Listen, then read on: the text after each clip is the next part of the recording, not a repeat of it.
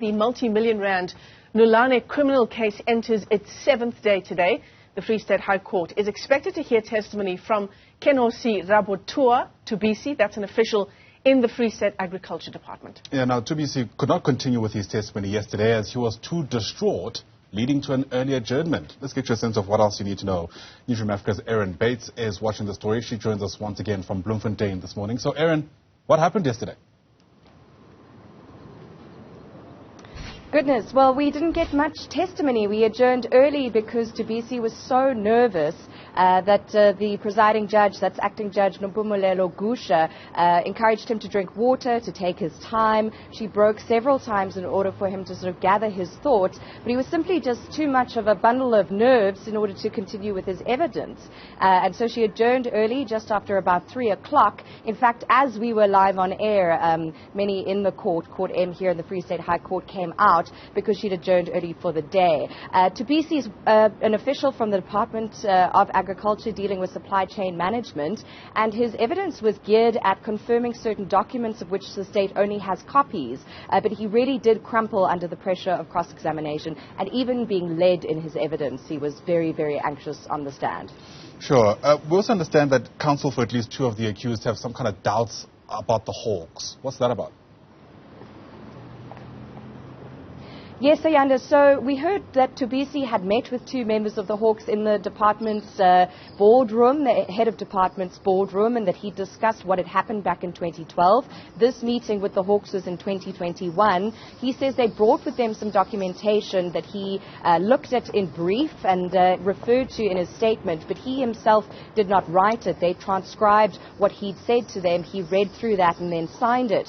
And so it was counsel for some of those 6 accused persons in this criminal trial who then raised questions about whether he was really up to speed and au fait with the documentation he'd referred to. In fact, it was Kenny Oldwage, senior counsel for Dinesh Patel, who said to him at some point, "You're lying." Him insistent that he isn't lying, that he had seen these documents. It was hard to recall all the details some decade later, but that he'd been telling the truth on the stand. And it was at that point, Ayanda, that the judge actually mentioned that she noticed his eyes watering during his appearance in court yesterday, and his translator, he'd given evidence in Sesotho, confirmed as much.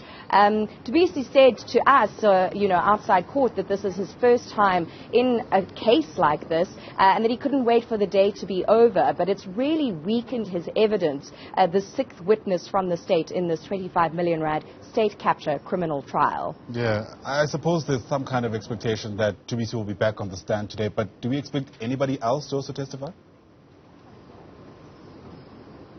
Yes, so we are expecting possibly another official from the Free State government. We in fact had 3 yesterday. I'm sure Thubisi will be relieved to be done with his cross-examination and re-examination this morning. And then we're expecting to hear from a Ngweku Joseph Malloy, who may well be called by the state.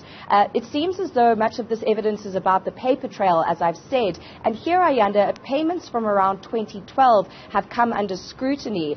We heard, for example, that some sundry monies in the department may have been paid to Nulane Investments. There was an invoice in late March of 2012 for an amount of 5 million rand. That was then reduced to an amount of 4 million rand, and the first witness yesterday speculating that it may have been because there was only 4 million rand available in the kitty at the time.